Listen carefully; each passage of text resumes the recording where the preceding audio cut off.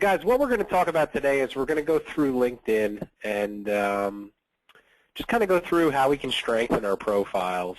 And let me kind of start off with the story. I was actually just on the phone with a long-time client going back to the 90s who used to work with me back in the old days when I used to be a general agent.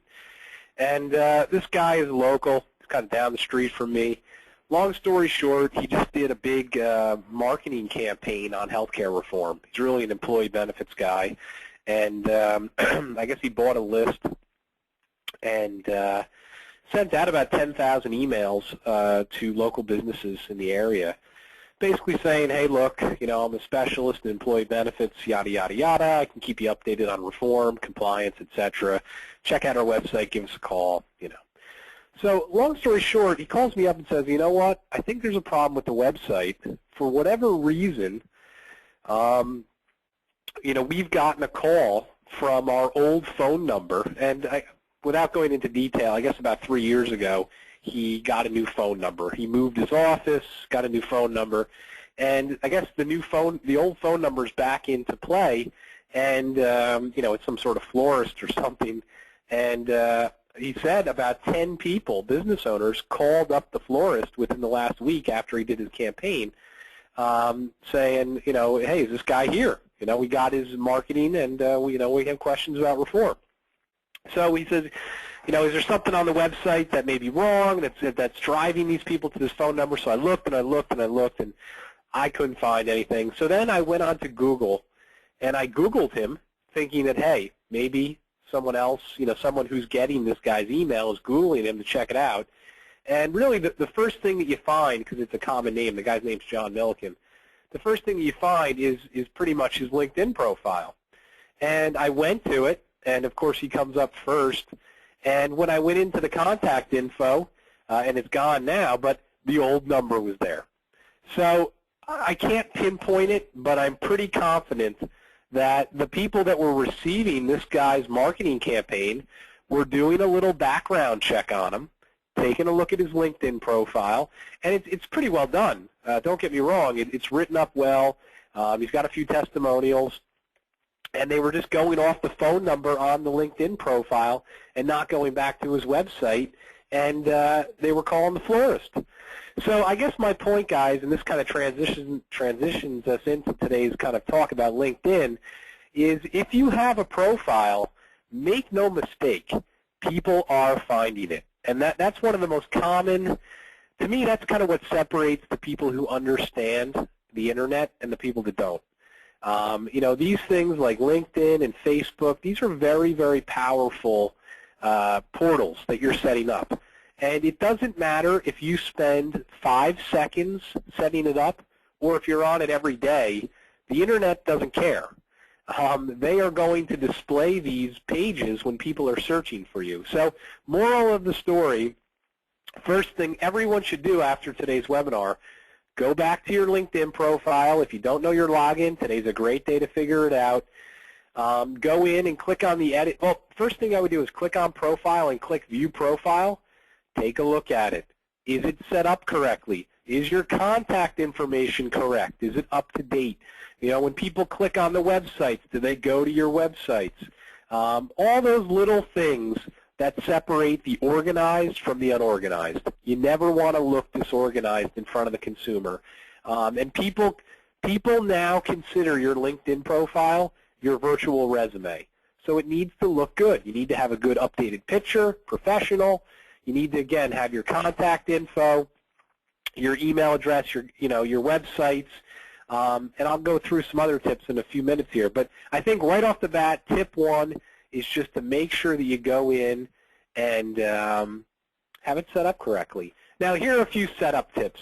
And as most of you guys know, and it's probably why most of you guys are on today's webinar, LinkedIn did some dramatic upgrades over the last 3 months that have changed the way the profile looks. And, as most of you guys know, LinkedIn is in its 11th year. They're a pretty successful company, multi-billion dollar, and what they're trying to become is they're trying to become the Google for sales professionals. They're trying to become more search-oriented. And you'll notice now that when you go and click on the More tab, there's a new thing called Skills and Expertise, where you can type, or you can actually search, for specific people, specific experts. And, you'll see I just kind of threw in employee benefits, and, you'll see a whole list of guys are coming up. And the way these guys are coming up is now based on their profiles and their profiles activity is the best way to put it. So let me kind of go through a few things, and I'll give you a few tips so hopefully you guys can start showing up when people are searching for what you specialize in. So right off the bat, you want to make sure that, well, let's click on the Edit Profile button. You want to make sure that up here that your industry that you're in is listed. If you guys are selling insurance, put insurance. Financial planning, put financial planning. Put whatever you specialize in right there. And, it's as simple as clicking on this little pencil here and certainly updating that. Very important to have your industry listed. That's going to affect your searchability. Second thing that's beyond important is to have the summary well written.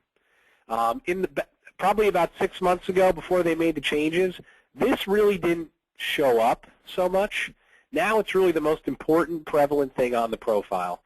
I suggest 3 to 6 sentences telling people why they would want to do business with you over the competition. Talk to people professionally in layman's terms and just say, hey, look, I specialize in auto and home insurance. I'm local in Michigan. If you're looking for an agency that's going to give you personal service, we'll review your policy each year. I'm confident I can be that solution. Something to that extent where it's not generic, it's not BS, you're not soliciting, you're talking to people like a professional, like a resume. So this summary section, very important. Make sure it's the most powerfully written thing on the profile. We'll talk about referrals in a little bit, but this new section here, the skills and expertise, again, came out about 5 months ago, and now is obviously there. Basically, this section is the key to searchability. And one thing that I'm seeing a lot of agents do is I'm seeing them put in upwards of 20 to 50 skills here. You'll notice that I have 4, okay? And if I click the pencil, you're going to see that I have the ability to actually add another 46. LinkedIn allows you to put 50 skills in there.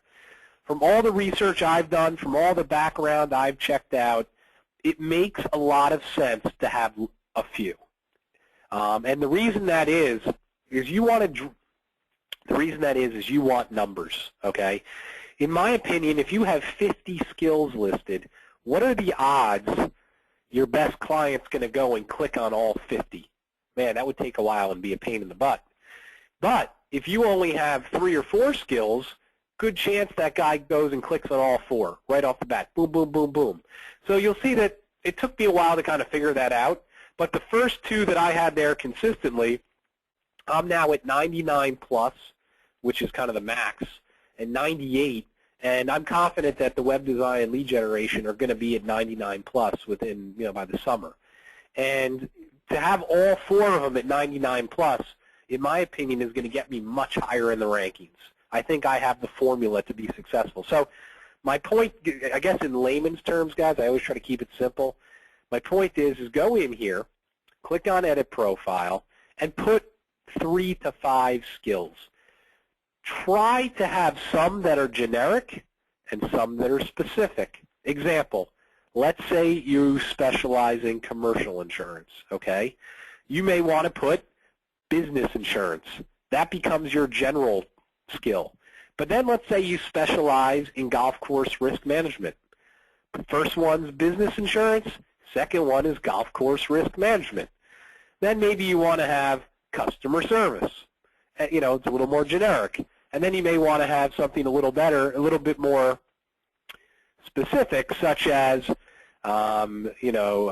risk management, cost-saving ideas. I don't know, something like that, something that just kind of stands out. So my point is when you come up with these terms, don't just put auto, home, business, life. Don't just put insurance, claims. Try to think them out. Have a few that are general. Have a few that are specific. I think it's a better balanced approach. Makes sense. So that becomes, again, very important when we're talking about the searchability. Now, I think what's also becoming really important here, guys, are these recommendations. You'll see that I have quite a few. Let me see here. If I click on this pencil, I can kind of go in and I can review them all. What I suggest you do, if you don't have any, is go to your profile and click on the Recommendations tabs, the third one down. And you can actually go reach out to some of your connections and, kind of proactively ask for a recommendation. And to do that, you just kind of come in here and you'll see that you can, and bear with me, you'll see right up here at the top, let me get my highlighter, a button that says Ask for Recommendations. If you click on that, you'll be able to go in and pick specific people to ask. So you can click on the in LinkedIn tab right here next to Your Connections, and you can go in and select people that you, long story short, I don't like to ramble on, long story short, you go in, you select the connections that you feel you've really helped, then you want to go in here and create a custom message that's going to be sent to them that's going to say, hey everybody, I'm trying to really use LinkedIn for a credibility tool or to build my agency. If you get a chance, just please write 2 or 3 sentences on how I've helped you, in the past, and it would be helpful. Thanks. And then boom, hit send, and you'll probably see about a 40 to 60% conversion ratio. So if you send it out to about 10 guys, usually 4 to 6 will leave a recommendation. The other 3 or 4 probably don't. They probably aren't mad at you. They just probably either don't know how to figure it out or don't have the time to do it. But I think that's an important tactic. One of the key formulas in this skills and expertise searchability are the profiles that have the highest amounts of skill recommendations and testimonials get listed first. So you want to start to build that stuff. For anyone that's kind of thinking, what, that seems really confusing, welcome to the 11th year of LinkedIn. This stuff is moving quickly. And again, I think my suggestion to everyone is you don't have to be a racehorse with this. You don't have to be a super expert, but try to put in 10 minutes a month. And if you do that every month, you're going to be in better shape than just kind of coming back to it twice a year and kind of finding yourself really way behind. So those are 2 very important tips. One of the newer features you'll see here on the right is there's a section now that says, who's viewed your profile? Okay, and you'll see 6 people have looked at my profile in the last 7 days. If I click on that, I'm actually able to see 5 of them. Now, again, I'm using the free version of LinkedIn. If you were using the pay version, I think you can see everybody for the last month. But here's what I want you to see. So you'll see this guy, Andrew Corby. You see his picture. You see his name. You see everything. But then down here, this Christy Benavides, no picture. Well, I went to her profile. She actually has a picture. And the reason it's not showing up is because her settings aren't correct. So, guys, here's what my point is. My point is once you guys start to get to kind of the next level with LinkedIn, you start to use it aggressively to generate business, to look at your potential clients' profiles and to message and attack them and to get them to see who you are. That's kind of the overall big picture. And I think my point is when you're going and looking at other people's profiles, you want to make sure that they, in turn, are able to see everything about you. That's very important.